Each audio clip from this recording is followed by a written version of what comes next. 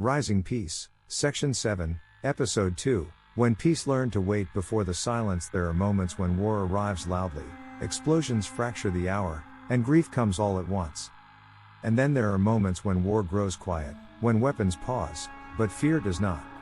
This story lives in that second hour.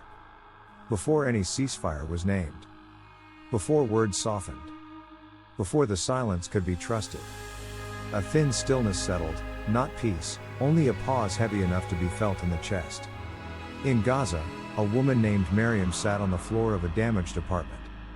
She was not counting the dead. She was counting breaths. My flesh and my heart may fail, Scripture says, but God is the strength of my heart. Miriam did not feel strong. But she stayed awake. Across the border, Eitan stood in his kitchen, phone in hand, uniform folded by the door. His daughter slept nearby, shoes still on. Unless the Lord watches over the city, the psalmist says, the watchman stays awake in vain. And yet, Eitan stayed awake anyway.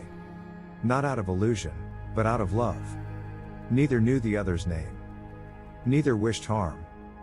Both were caught inside a war that would never return what it had taken. Here, peace did not arrive as resolution. It arrived as restraint. It is good to wait quietly for the salvation of the Lord, quietly. Not confidently. Not triumphantly.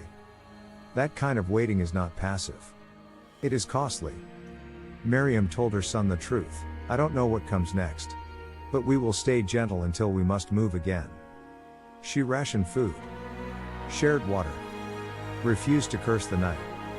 Set a guard, O Lord, over my mouth.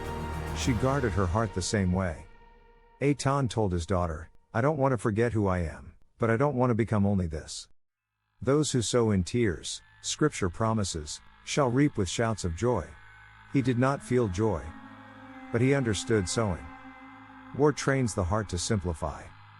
Peace asks us to endure complexity. Blessed are the meek, Jesus says, not because they are weak, but because they refuse to surrender the soul to violence. Before ceasefires, peace lives in interiors. In kitchens dimly lit. In damaged rooms. In sleepless nights where hatred is not invited to stay. That night, peace rose, not because violence ended, but because two people chose not to surrender their humanity while waiting. They were not heroes. They were guardians. Guardians of something fragile. Something endangered. Something holy.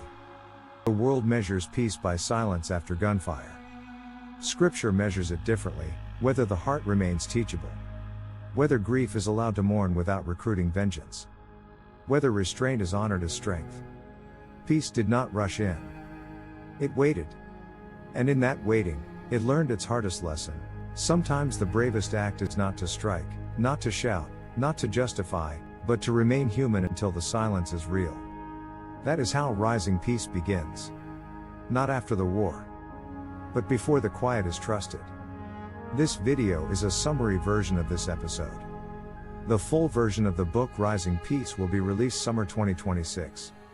If this reflection moved you, please like, share, and subscribe. Help spread stories of faith, dignity, and peace. Deacon.